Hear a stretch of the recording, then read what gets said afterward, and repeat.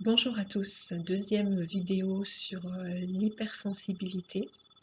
Alors, moi j'ai beaucoup vu passer des livres et des articles sur l'hypersensibilité qui nous expliquent comment vivre avec l'hypersensibilité, comment être heureux, comment moins souffrir, etc.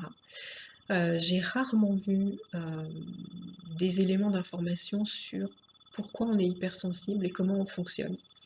Alors que moi personnellement, c'est vraiment ce qui m'a permis, d'évoluer, de changer, d'avancer et de moins absorber, d'être moins du coup, sensible. C'est-à-dire que je j'ai gardé une sensibilité, mais elle ne m'embête plus comme elle pouvait m'embêter avant. Donc justement, c'est de cette façon-là que moi j'ai trouvé, beaucoup plus d'apaisement. C'est pas dans les trucs qu'on m'expliquait auparavant dans les livres. Donc comme je l'ai dit précédemment, quand on est hypersensible, ça vient d'abord, l'origine, c'est un système de protection par rapport à des gros traumatismes, par rapport à certaines situations qu'on a pu vivre quand on était enfant ou que nos parents ou grands-parents ont pu vivre.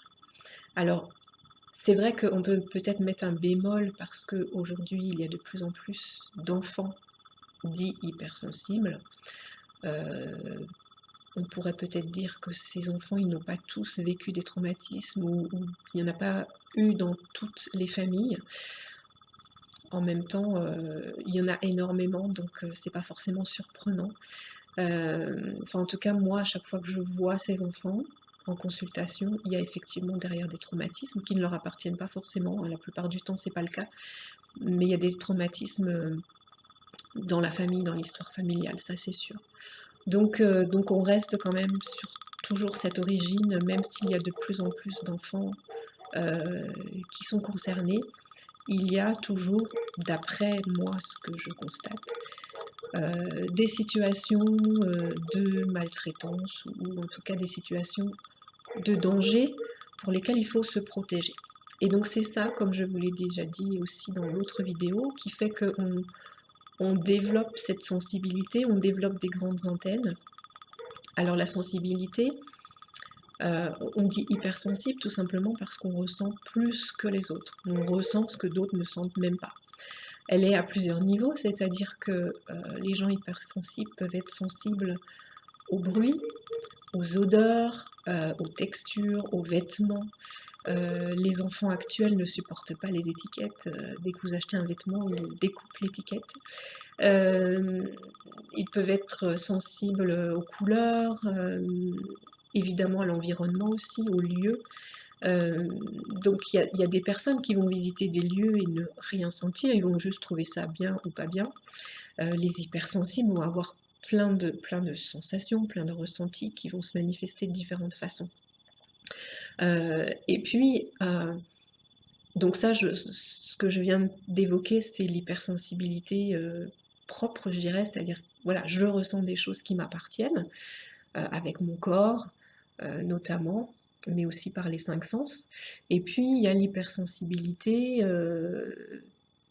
qui est en lien avec l'extérieur. Et en général, les hypersensibles vivent ça également, c'est-à-dire que ce sont, sans forcément être des éponges, ce sont des gens qui vont ressentir des choses qui se passent à l'extérieur. Donc je parlais déjà des lieux, mais ils peuvent ressentir aussi l'ambiance générale d'un endroit et d'un groupe, et puis ressentir les émotions des personnes, ressentir leurs douleurs, ressentir leurs symptômes, avoir des informations de ce type-là sur les autres.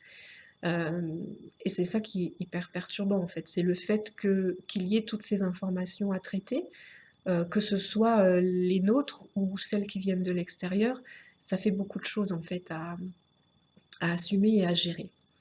Ce qu'il faut comprendre aussi, c'est que ce fonctionnement, on peut le mesurer, c'est-à-dire que c'est pas juste dans votre tête, vous n'êtes pas un peu bizarre, vous n'avez pas un problème. Vous avez un mode de fonctionnement qu'on peut très clairement mesurer. Par exemple, si on fait le profil énergétique d'une personne, on peut savoir très précisément que cette personne est hypersensible parce qu'il va y avoir des caractéristiques très clair. Donc il va y avoir par exemple des chakras qui vont être extrêmement grands, comme s'ils voulaient aller chercher des informations à l'extérieur, et c'est exactement ce qui se passe. Il va y avoir aussi des systèmes de protection qui vont être donnés par certaines mesures. Voilà, il y a à la fois des choses qui montrent que ces personnes vont chercher des informations à l'extérieur, parce qu'elles ont besoin de se protéger, hein. À un moment donné, c'était ça la base.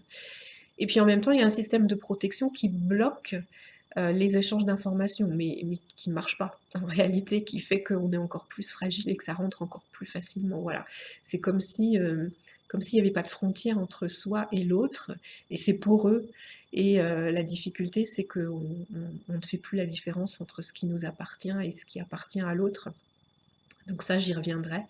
Mais, euh, mais voilà, j'avais envie de vous dire aussi, puisque je fais des soins énergétiques, que en observant les gens et en regardant comment ils fonctionnent du point de vue énergétique, on a très clairement des informations sur le fait qu'ils sont hypersensibles. Ils n'ont pas besoin de nous dire comment ils fonctionnent.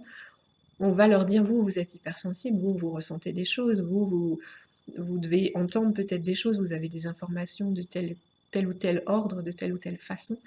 Parce que ça, c'est vraiment quantifiable et mesurable. Et ça, c'est important parce que dans l'hypersensibilité, on parle souvent plutôt d'un fonctionnement psychologique et émotionnel, mais c'est vraiment inscrit dans vos corps énergétiques et dans votre corps physique. Voilà, ça vient pas, c'est pas juste dans votre tête, encore une fois, comme je l'ai dit précédemment. Voilà, suite à la prochaine vidéo.